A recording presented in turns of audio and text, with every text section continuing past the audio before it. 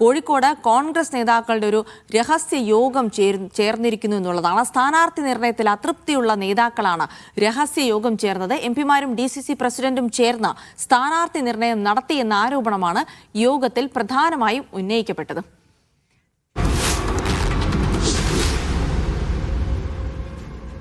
കോഴിക്കോട് നിന്ന് മുഹമ്മദ് അസ്ലം വിവരങ്ങൾ നൽകും. അസ്ലം, അപ്പോൾ സ്വാഭാവികമായിട്ടും ഈ സ്ഥാനാർത്ഥി നിർണയവും ചർച്ചകളും ഒക്കെ നടക്കുമ്പോൾ ഏതൊരു പാർട്ടിയിലും അസംതൃപ്തരായ ഒരു വിഭാഗം ആളുകൾ ഉണ്ടാകും. എന്തായാലും കോഴിക്കോട് കോൺഗ്രസിലും അത്തരം ചില ആളുകളുണ്ട്. പക്ഷെ അവരൊരു രഹസ്യ യോഗം ചേർന്നതിനെ കുറിച്ച് ഗൗരവമായി തന്നെ കാണേണ്ടതുണ്ട്. എന്താണ് ഇവരുടെ ആരോപണം? പ്രത്യേകിച്ച് ഈ രഹസ്യ യോഗം ചേർന്നതിന് പിന്നിലെ ഒരു അജണ്ട എന്താണ്?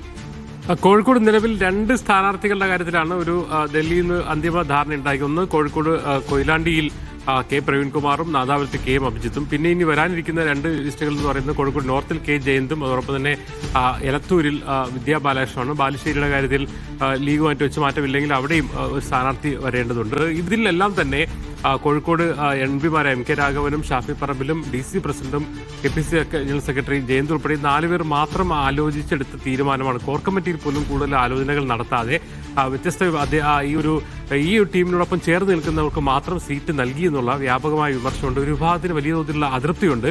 അതിൽ ഇന്നലെ 8 KPCC അംഗങ്ങൾ ഐമൂസ CM ചന്ദ്രൻ ഉൾപ്പെടെയുള്ള 8 അംഗങ്ങൾ യോഗം ചേരുകയും അവരെ അതൃപ്തി കൃത്യമായി തന്നെ ഉന്നയിക്കുകയും ചെയ്തിട്ടുണ്ട്. പലതരത്തിലുള്ള ആൾക്കാരെ പരിഗണിച്ചില്ല. പല ആൾക്കാരെയും DCCയിലേക്ക് പുനഃസംഘടന ഉൾപ്പെടെ അതും പരിഗണിച്ചില്ല. മാത്രമല്ല, എപ്പോഴും കോൺഗ്രസ് കോഴിക്കോട് ജില്ലയിൽ ഒരു മുസ്ലിം കാൻഡിഡേറ്റിന് നൽകാറുണ്ട്. മുസ്ലിം വിഭാഗത്തിന് വലിയ പ്രാതിനിധ്യമുള്ള ജില്ല എന്നതിൽ ഒരു മുസ്ലിം കാൻഡിഡേറ്റ് എപ്പോഴും ഉണ്ടാകാറുണ്ട്.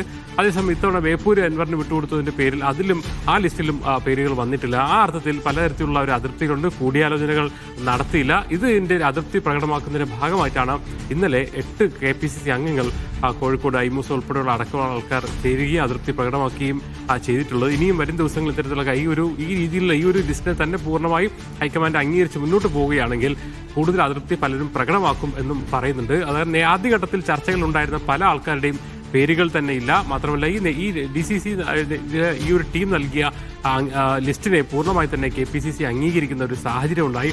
അതൊക്കെ പല നേതാക്കൾക്കും അതൃപ്തി ഉണ്ടാക്കിയിട്ടുണ്ട്. അതിന്റെ സൂചനയാണ് ഗ്രൂപ്പ് യോഗം. ഈ ഗ്രൂപ്പ് യോഗത്തിനപ്പുറത്തേക്ക് പല പൊട്ടിത്തെറികളും ഉണ്ടാകുമോ ഇല്ലയോ എന്നാണ് കാത്തിരുന്ന് കാണേണ്ടത്. എന്തായാലും സ്ഥാനാർത്ഥി നിർണയം ഏറെക്കുറെ ഒരു ഫൈനലൈസേഷൻ എത്തുന്ന മുമ്പ് തന്നെ കോഴിക്കോട് കോൺഗ്രസിൽ ചില അതൃപ്തികളും ചില കാര്യങ്ങൾ പുകഞ്ഞു വരുന്നു എന്നുള്ളതാണ് നമുക്ക് മനസ്സിലാക്കാൻ കഴിയുന്നത്. അപ്പോൾ കോഴിക്കോട് കോൺഗ്രസിൽ അതൃപ്തി പുകയുകയാണ്. അതുകൊണ്ട് തന്നെയാണ് ഇപ്പോഴെടുത്തിരിക്കുന്ന തീരുമാനങ്ങളിൽ അതൃപ്തിയുള്ള നേതാക്കൾ രഹസ്യ യോഗം ചേർന്ന്